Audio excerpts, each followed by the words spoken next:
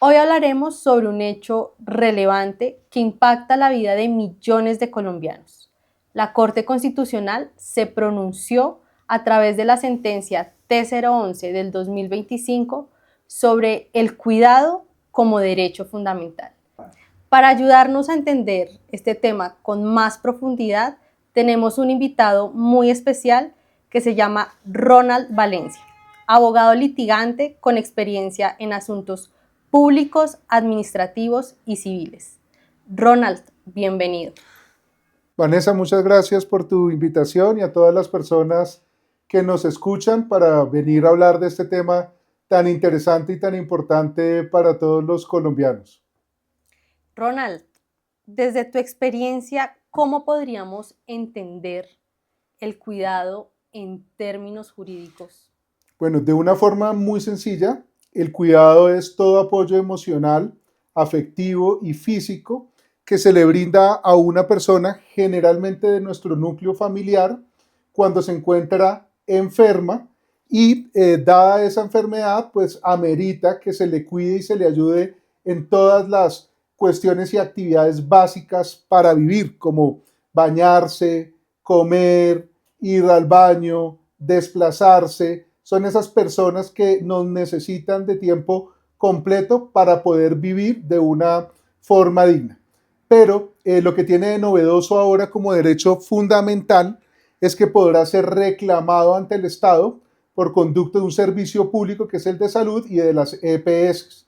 Y ya no solamente será ese derecho a ser cuidado, sino también el derecho del cuidador, por lo que hablamos de un derecho bidireccional, así como el derecho al autocuidado, no solo de la persona que cuidamos, sino del derecho de la persona que está cuidando para desarrollar su proyecto de vida y para vivir la vida de una forma, además, placentera. Qué importante poder aterrizar este tema. Y bajo esa misma línea, ¿qué cambiaría en términos sociales e institucionales reconocer el cuidado como derecho? Bueno, eso es muy buena pregunta, porque tradicionalmente se consideró que el derecho al cuidado era una obligación que correspondía a los familiares y que era de tipo moral, una obligación natural.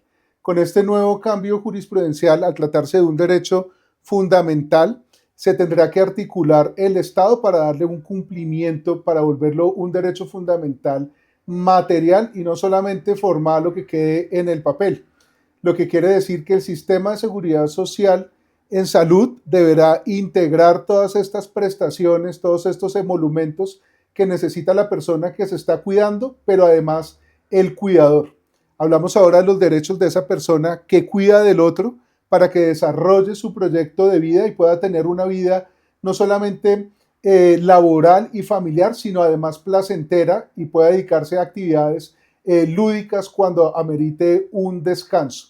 Hoy en día se considera, de acuerdo a una estadística de uso del tiempo, que más de 7.5 horas al día son destinadas por un 35% de cuidadores que son mujeres a cuidar de su ser amado, trátese de un niño, de un anciano enfermo, de su esposo enfermo, de una persona que necesita atención de todo lo que sería una jornada laboral. Y estamos hablando que son 16 millones de personas de los 53 millones de colombianos que se encuentran en una situación de vulnerabilidad y que deben ser cuidadas no solo porque están enfermas, sino por tratarse de niños o por tratarse de personas de la edad mayor que necesitan un cuidado las 24 horas del día por incapacidad para poder hacer las labores del día.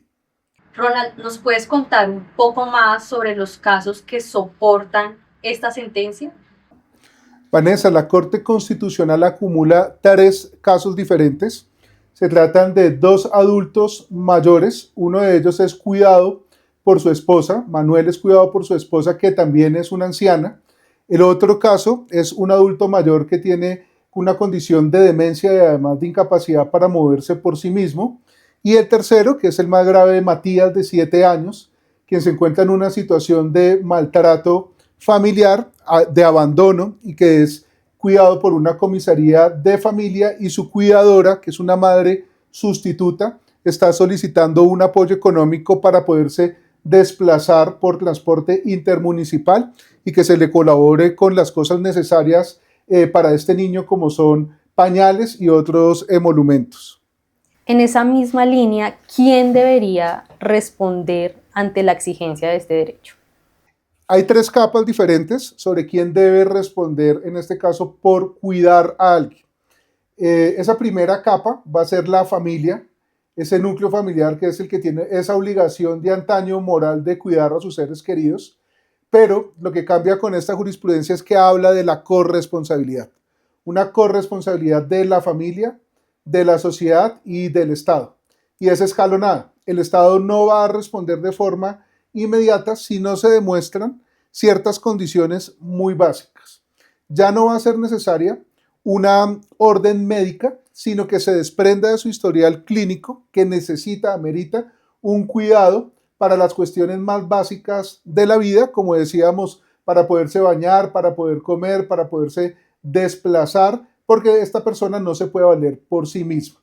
Lo segundo es que se va a tratar de identificar si existen unas cargas económicas que deben cumplir estos cuidadores, como es el transporte, pero también los derechos de ese cuidador, como sería el haber abandonado su proyecto de vida y destinar un tiempo que también está sacrificando para haberse desarrollado de forma profesional o para poder estudiar o para dedicarlo a su propia familia nuclear, para poder además tener una vida placentera y dedicarse a las cuestiones que llama el constitucionalismo placenteras para hacer la vida no solamente digna, sino más afable, como sería poder ir a un cine, a un parque y poderse divertir.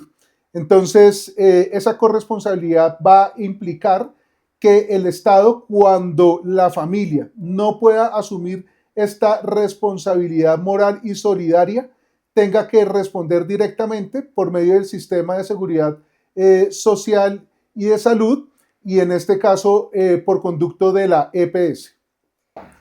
¿Cuál sería ese camino que permitiría que el Estado y las EPS, como acabas de mencionar, se articulen para que en efecto este derecho pueda ser garantizado?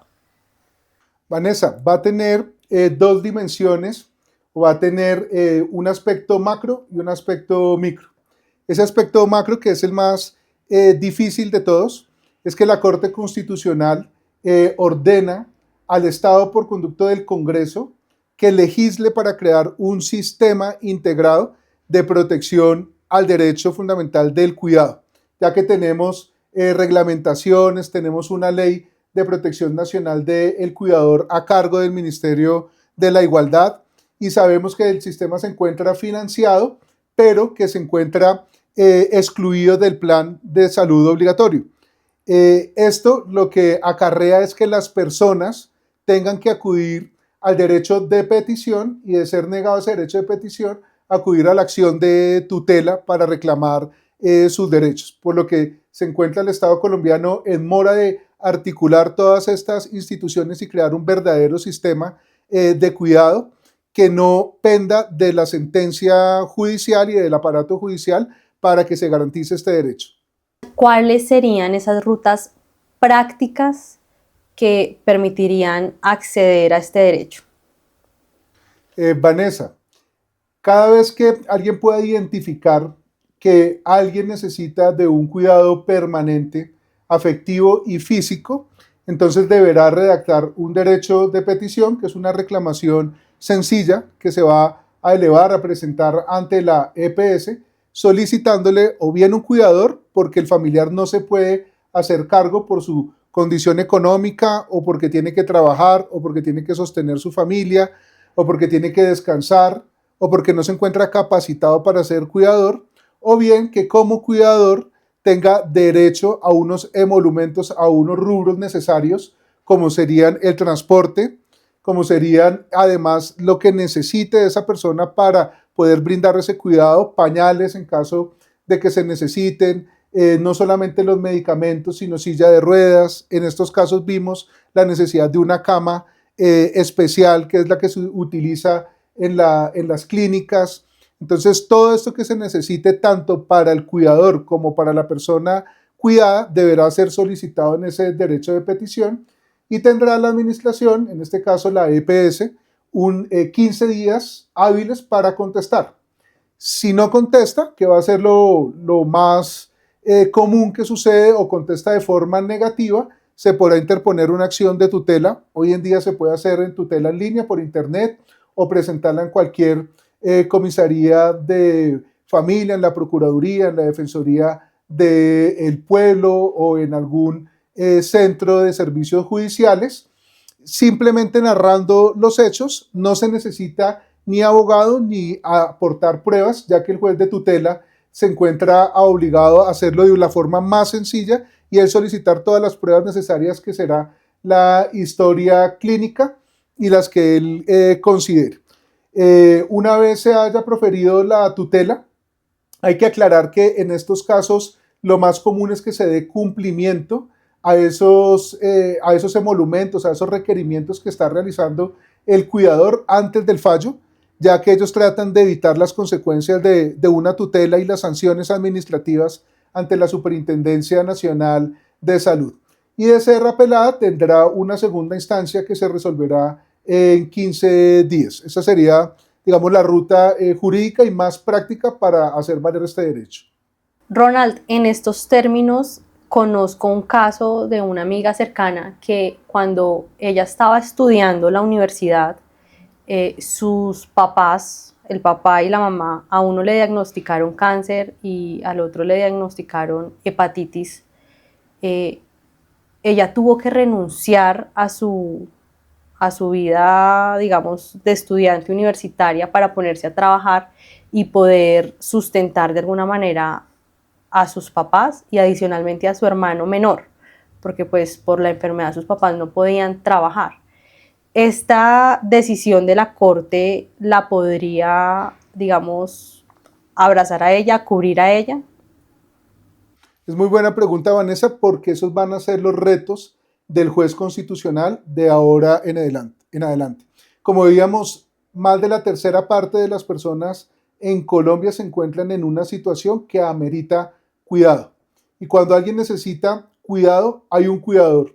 Ese cuidador va a ser generalmente alguien muy cercano, un hermano, un esposo, una madre, que está destinando todas las horas útiles del día para cuidar a esa persona, y con esta nueva sentencia tiene derecho a recibir de la EPS lo necesario no solamente para cuidar, sino para que ella pueda tener un autocuidado de sí misma. Hay dos vías. Una es que ella solicite ese cuidador porque ella no es una profesional en el cuidado o no se encuentra capacitada para cuidarlos de forma idónea, o porque ya sea el momento en que ella quiera estudiar y realizar su propio proyecto de vida. En ese caso la EPS deberá proporcionar un cuidador. Pero si es su decisión continuar como cuidador y seguir prestando sobre todo ese apoyo, no solo físico, sino afectivo y emocional a sus seres queridos, debería recibir el mismo dinero, el mismo apoyo de la EPS que estaría recibiendo un cuidador. Esto porque el derecho no solamente es del que es cuidado, sino que el cuidador también tiene derecho a recibir una contraprestación por lo que está haciendo. Creo que es una labor mucho más altruista cuidar un ser querido, en este caso a los padres, que realizar un trabajo en el que existe un derecho a recibir una contraprestación económica por ese trabajo. Y si decimos que en últimas es un derecho fundamental en el cual el Estado, como el garante de los derechos de todas las personas, es responsable, con mayor razón debería el Estado brindarle los apoyos y las ayudas a una persona que se encuentra en una mejor condición por la cercanía afectiva, emocional y familiar, para que pueda seguir cuidando, a que el Estado sea condenado por medio de el prestador de ese servicio público de salud. Gracias, Ronald, por ayudarnos a entender que este no es un acto privado o solamente de las familias, sino que es un hecho público, político y sumamente humano. Vanessa, muchas gracias por tu invitación, a todos ustedes por habernos escuchado. Simplemente dejar la reflexión que los derechos no se piden. En este caso existe un derecho no solo a ser cuidado, sino unos derechos del cuidador que se pueden reclamar y se pueden reclamar además por vía judicial, la más efectiva de todas estas, que es la acción de tutela. La acción de tutela es una carta de triunfo de todas las personas que necesitan ser apoyadas por el aparato jurisdiccional, sin importar su raza, su sexo y tampoco su capacidad económica. Esta acción de tutela y los derechos del cuidador no tienen estrato social. Muchas gracias de nuevo, Vanessa, y a todos los que hoy nos escucharon. Ha sido un placer. Si eres cuidador o estás en situación de dependencia, recuerda que no estás solo, porque cuidar es un derecho.